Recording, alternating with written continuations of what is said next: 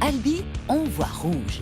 Ici, le vieux pont et les façades de briques d'argile donnent une couleur particulière à la cité.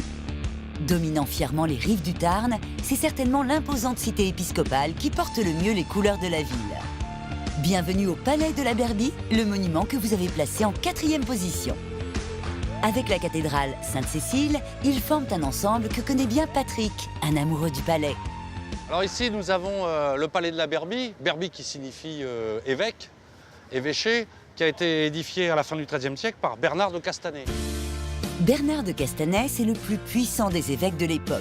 S'il a choisi d'établir sa résidence sur ce sublime point de vue, c'est qu'il avait une idée bien précise derrière la tête, marquer sa domination sur la population. C'est dans les somptueux jardins de la Berbie que Danielle, conservatrice du musée du Palais, nous présente les 2 tours que l'évêque a voulu impressionnantes. C'est peut-être là l'endroit où on a vraiment le monument dans toute sa puissance, dans toute sa force. Pensez que ces 2 tours accolées, la tour Sainte-Catherine et la tour Saint-Michel, qui constituent donc l'ensemble que l'on appelle la tour Mage, culminaient à un petit peu plus de 50 mètres. 50 mètres, c'est la hauteur de l'Arc de Triomphe, rien que ça.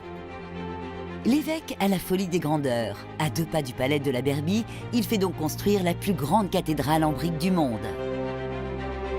Là, on n'hésite pas à montrer en fait toute cette richesse qui inonde toute la ville, et donc à faire venir meilleurs peintres et meilleurs sculpteurs qu'on puisse avoir sous la main à l'époque. Mais le chef-d'œuvre de la cathédrale, c'est la représentation du plus grand jugement dernier de France. Elle a été réalisée grâce à une technique à base de jaune d'œuf et de pigments, la tempéra. Dans cette tempéra, ce qui est étonnant, c'est qu'il manque une partie, puisque le Christ qui était au milieu a disparu au XVIIIe siècle lorsqu'on a percé la porte. Ça peut paraître bizarre, mais au XVIIIe siècle, on n'aime pas les peintures gothiques, on n'aime pas les peintures anciennes. Et donc ça ne pose aucun souci de casser cette vieille peinture et puis de créer une nouvelle chapelle dans le goût de l'époque. L'autre pièce remarquable de la cathédrale, c'est son orgue.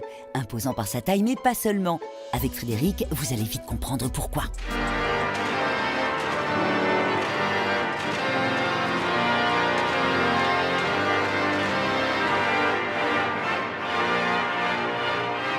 Quand Frédéric sort le grand jeu, on l'entend jusque dans les ruelles du vieil Albi. C'est ici, rue de Toulouse-Lautrec, que vous pourrez trouver la maison natale de l'enfant du pays. Vous avez deviné? Non? Allez, un petit effort. Henri de Toulouse-Lautrec, bien sûr. Depuis sa chambre, l'artiste a peint le célèbre viaduc du Castelvieil d'Albi. C'est finalement le seul paysage ou la seule vue de la ville natale du peintre Henri de Toulouse-Lautrec, qui est bien sûr né à Albi en 1864. Ce tableau, on le trouve au Palais de la Berbie, qui est avant tout aujourd'hui le musée Toulouse-Lautrec, que dirige Danielle. On y trouve 1000 tableaux de l'artiste, célèbre pour ses représentations des nuits parisiennes, qui ont mis du temps à être reconnus par la critique. Les galeries parisiennes avaient refusé de prendre ces tableaux. Et donc, on les a mis au Palais de la Berbie, puisqu'il est né tout à côté. Ce qui est cocasse, c'est qu'il y a beaucoup de peintures de prostituées dans ce palais des évêques. Le Palais de la Berbie renferme décidément bien des surprises.